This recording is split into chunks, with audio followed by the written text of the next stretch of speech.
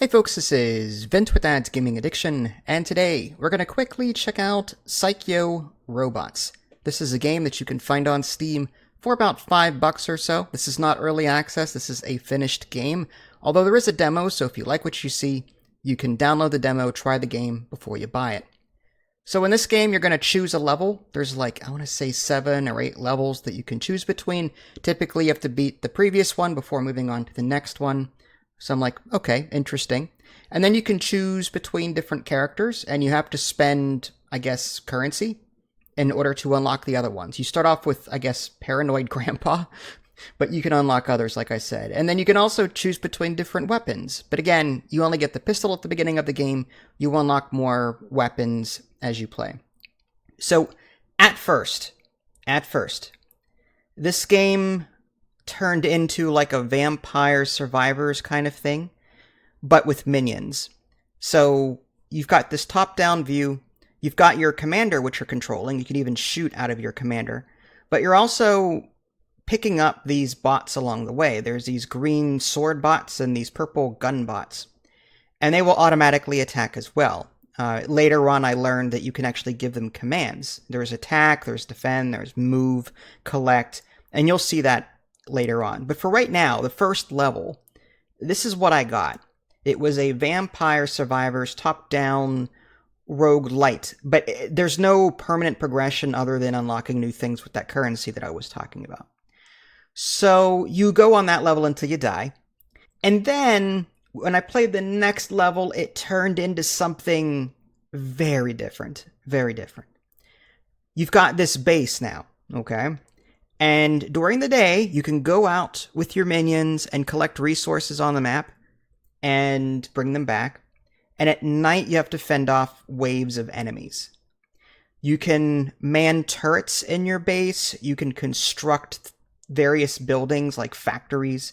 And when you do build a factory, for example, you can choose between 3 variants of it.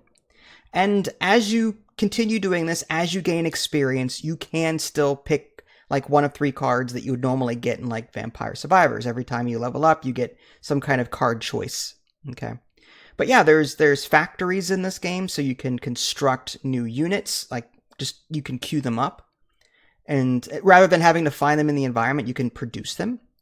But you've got a scrap resource, and this is where those resources that I was talking about starts kicking in.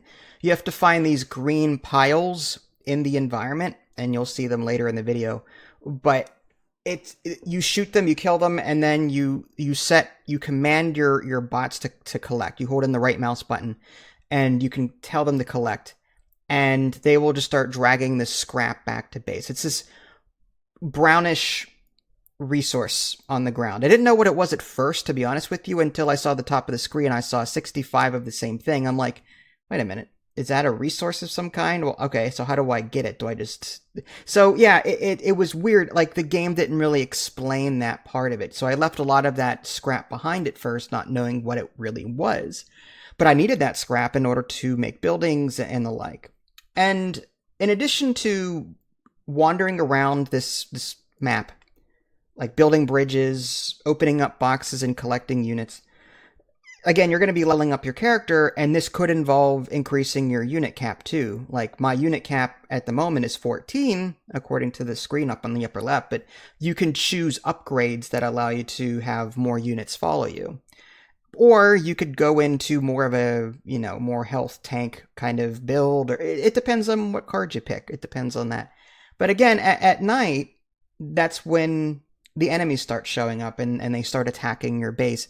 And this is where you have to kind of go back to base at this point and defend. And again, you can throw points into, or you can throw your units into the towers. And they will also automatically defend your base as well.